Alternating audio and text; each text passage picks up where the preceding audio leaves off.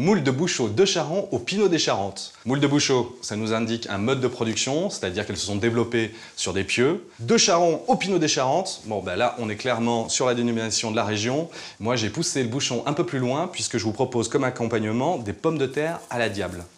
Qu'est-ce que c'est donc ce diable? Eh ben, le diable, c'est cet instrument, c'est typiquement charentais. Si vous n'en avez pas un chez vous, vous pouvez tout à fait cuire vos pommes de terre à l'eau, des parois froides, vous rajoutez un peu de sel, une feuille de laurier, une gousse d'ail, et puis c'est parti pour une vingtaine de minutes, ça va dépendre de la taille de vos pommes de terre. On attaque tout de suite le nettoyage de nos moules. Alors, nos moules, on va les passer déjà une ou deux fois sous l'eau claire, et après, on va regarder, c'est-à-dire celles qui ont des petits coquillages, juste avec le bout de l'ongle, on va enlever le petit coquillage. S'il y a des petits filaments, même chose, on tire sur le petit filament et c'est bon. On évite et on met de côté, même pas qu'on évite, on les met totalement de côté, toutes celles qui pourraient être un petit peu abîmées. Et enfin, celles qui sont entrouvertes, eh bien, on vérifie qu'elles sont quand même en pleine forme, on donne un petit coup sec dessus et si la coquille se referme, c'est que tout est bien. Alors cette recette avec le Pinot et le diable est clairement un clin d'œil en général à la Charente-Maritime et plus particulièrement à Charron, qui est quand même le berceau de la moule de Bouchot. Donc là, j'ai terminé de les nettoyer. Et puis maintenant, on va attaquer nos échalotes. Je vais couper les deux extrémités, j'enlève la première peau. Pour émincer, je vais couper dans un premier sens, ensuite j'escalope et je réalise des petits dés. Voilà, j'ai fini de couper finement mes échalotes. Je récupère une casserole, je la pose sur ma plaque, je vais rajouter un petit peu d'huile d'olive. Et je mets tout de suite mes échalotes.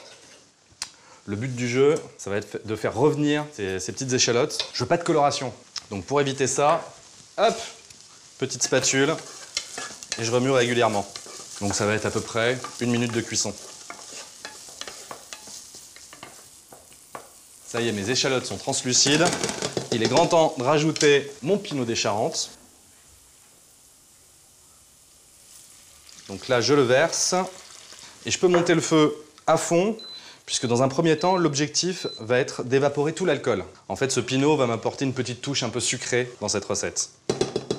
Alors dans un premier temps, ça va vous piquer le nez, mais ça c'est normal. Justement, c'est ces vapeurs d'alcool qui sont en train de s'évaporer. Je sens plus les vapeurs d'alcool, donc il est grand temps de rajouter nos moules. Je les verse d'un coup. Je vais rajouter un petit peu de poivre qui va aider à leur ouverture. On remue un tout petit peu.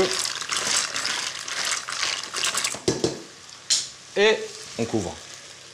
Et là, on est parti pour 2 minutes de cuisson.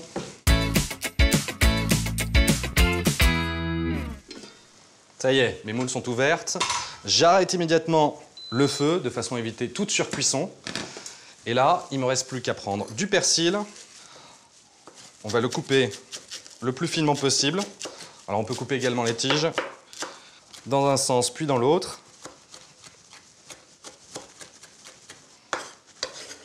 On va apporter cette petite touche de verdure sur mes moules.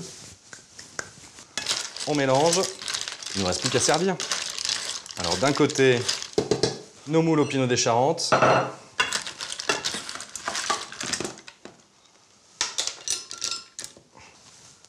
Juste à côté, quelques petites pommes de terre qui sont brûlantes, sorties tout juste du diable. Avec leur gousse d'ail. La feuille de laurier, elle est où? Elle est par là. Et voilà. Et pour accompagner mes moules au Pinot des Charentes et mes pommes de terre à la diable, je vais me servir un crémant d'Alsace.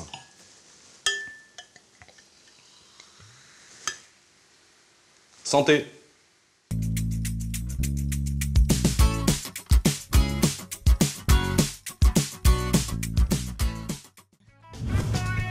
Auchan.